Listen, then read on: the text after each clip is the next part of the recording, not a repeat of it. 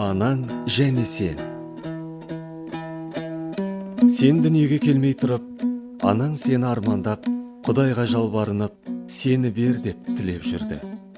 Тілегі қабыл болып, құрсағына сен біткенде, қалай қатты қуанғанын сен көрген жоқсың. Сен ол жерде өсіп, ұлғайып жатқанда, оның ең үлкен уайымы сен болдың.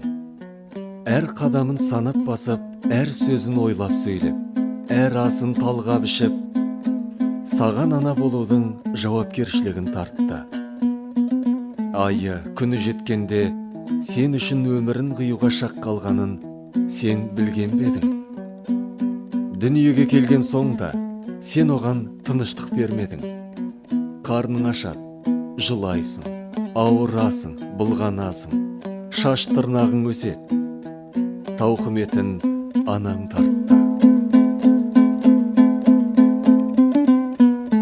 Талай рет ыстығың көтерілгенде, сол анаң, Құдайым-ау, балам ауырғанша өзім ауырайыншы деп, сенің саулығыңды тіледі. Сонша машақат тартқызсаң да, анаң саған мейіріммен, күлім көзбен қарайтын. Сөйтіп жүріп ер жеткенде, анаңның самайына ақ қырау түсірдің. Енді сен үлкен болдың. Әйелің, бала-шағаң, қызметің бар. Қымбат көлік мінесің. Ал анаң болса қартайып, қалжырап қалды. Бүкіл өмірін сен үшін жұмсады. Мінезін қарасаң, дәл сенің кішкентай күніңдегідей. Бала сияқты, болмашы ғана нәрсеге мәз болып қуанады. Ауыр сөз айтсаң ренжіп қалады, тез жылай салады. Әлі де ойлайтыны сенің қамың. Енді кезек саған келді. Сен де оның қабағына қара, әдемі көйлек әпер. Үйге келе жатқанда бірер келі тәттіден ала сал. Бір сөз айтса, түксіз де бір деп кейіме. Сөз қайтарма, баратын жеріне көлік күткізбей өзің апар.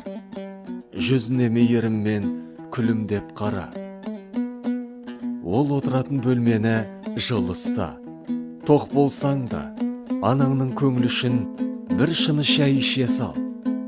Анашым саған не істейін деп, қайта-қайта сұрай бер. Әйеліңе де, оған жақсы қара деп тапсыр. Сен жоқта оның көңілін қалдырмасын. Ас суын уақытылы қамдап берсін. Айтқандарын екі етпесін. Бүгін сендердің біраз достарың анасынан ажырап қалған. Енді олар қанша тілесе де, аналары қайтып келмейді. Сүйемін десе де, аналарының басқан ізін де таппайды. Өйткен ана өмірге бір-ақ рет келеді. Аналардың қадірін білейік, ағайын.